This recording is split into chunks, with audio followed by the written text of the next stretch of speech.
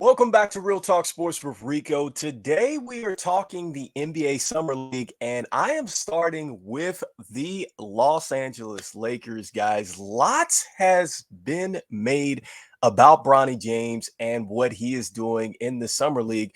However, I think there is something that Laker fans are not talking about, and it's really starting to bother me, guys. And so look, make sure you go ahead and you press that subscribe button, hit the like button. But let's go right into it, guys.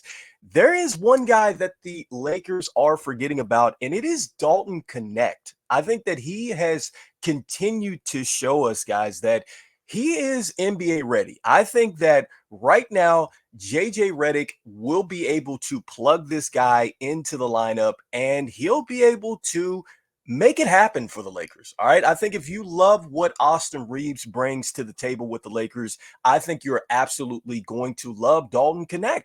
Guys, he has shown us that his shot has translated. I think that he has also shown us that he has the ability to get to the cup. I saw several times he showed like the bully ball and everything else. Like, I love everything about Dalton Knecht. Like, this guy has an absolute torch from outside. He can shoot the basketball.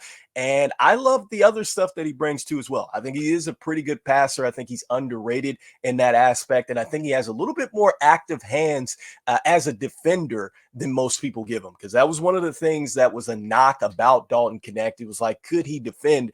I think he can defend. I think he's a really good off the ball defender. And there's several different types of defenders in the NBA. There's defenders that are very, very good with on ball defense. There's defenders that are very good with the off ball. There's some defenders that are just pretty good playing the passing lane and positions that way. So I think that Dalton Knecht's going to be just fine. And then as far as Bronny James is concerned, guys, he had another tough night out there. I think I saw a statistic. I think he's 0 of 12 at this point from shooting the three-pointer, guys. And so, look, Bronny James is going to have to take some time to really start to understand the pro game. All right. And so, look, is the talent there? Yes, but it's going to take a lot of development, guys. And so, there's a lot of pressure on him. But I think, guys, that the Lakers should be focusing on Dalton Knecht, who, in my opinion, has played terrific, I think, in the Summer League. Yes, I know he's taken a lot of shots, but I think he's showing you that he can play at a high level, guys. And so, look, that is my takeaway from the Lakers and the Celtics game. Going into some more Summer League games, guys, and some of the things that have been happening in the Summer League here.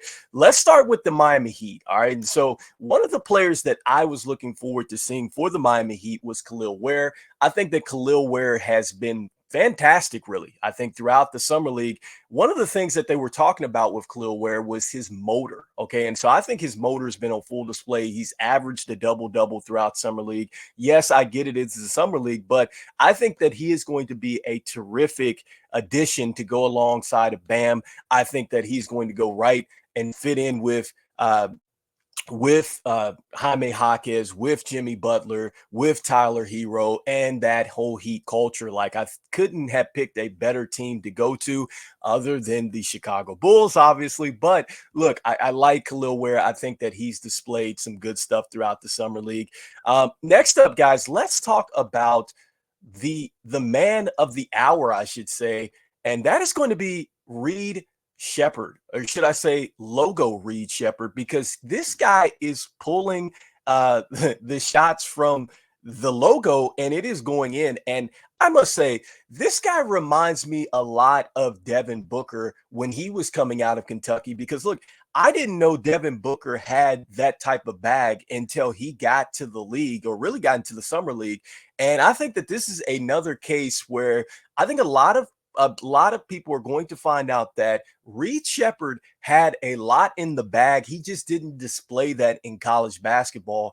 And I think that, look, Jalen Green, I know he was a high pick for the Rockets, but I have to think that Reed Shepherd could possibly get some minutes, and quickly. And, I know I love Fred VanVleet as well at the point guard position, but I'm like, Reed Shepherd it's going to be hard to keep him off of the floor, to say the least. All right, guys. So he had 15 points in this one.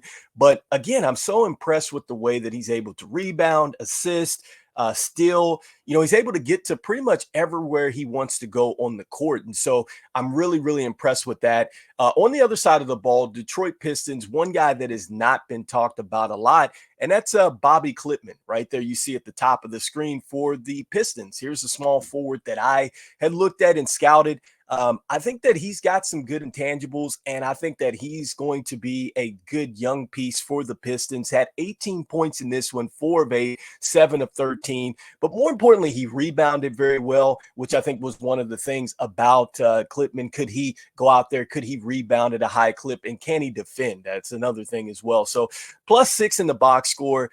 Didn't get a chance to see Ron Holland the second. That generally happens in the summer league. Sometimes guys get shut down, like Devin Castle of the Spurs, just because they're injured or it's a little tweak or something like that. You don't want to see any of your rookies go down, which is the case with the Grizzlies. That's why Zach Edey wasn't playing. Obviously with the Mavs, I think that they've already won the offseason by getting Klay Thompson. But, I think that that's the one thing we wanted to see with the Grizzlies was Zach Edey.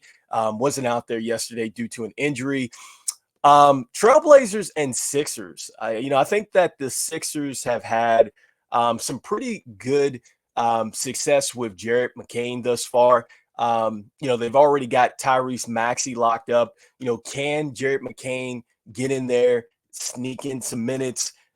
He has a little bit of an experienced handle. He almost kind of reminds me of like a matured Kyrie Irving, if that makes sense. Like he's just not the type of guy that's going to take, I think, a lot of chances with his dribbling ability, but he does have a pretty good handle on him for the most part.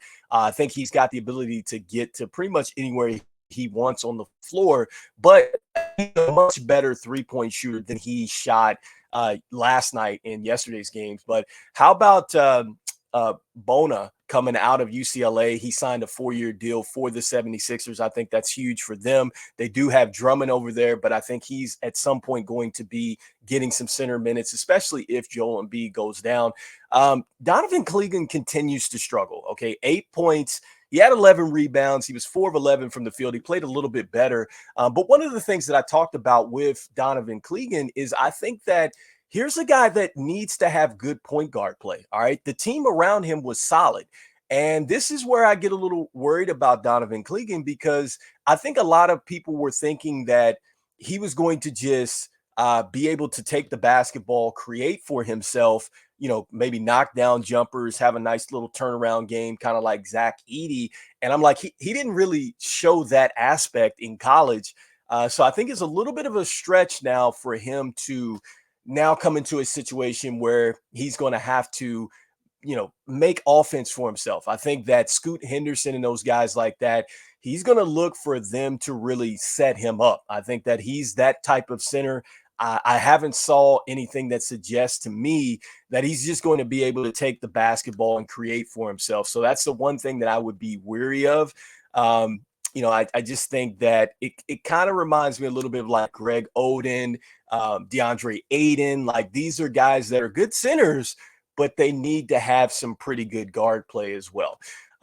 Shout out to Cal Filipowski. Okay, so I know he had a rough couple of games in the summer league, but he had a pretty good one yesterday, even though he was -18 in the box score. But from a scoring standpoint, he showed us a little bit more. 13 points. He did shoot 50% from downtown, but at least he looked a little bit more comfortable out there. So I thought that this was a good sign for Utah. I'm not sure what they're going to do with him, especially since they're looking to move on from Markkanen. You wonder, is he going to get some minutes to start off, or is he going to be mainly floating around the G League, guys? And so anyhow, these are just some of my summer league notes. Hopefully the Lakers are taking notes on this.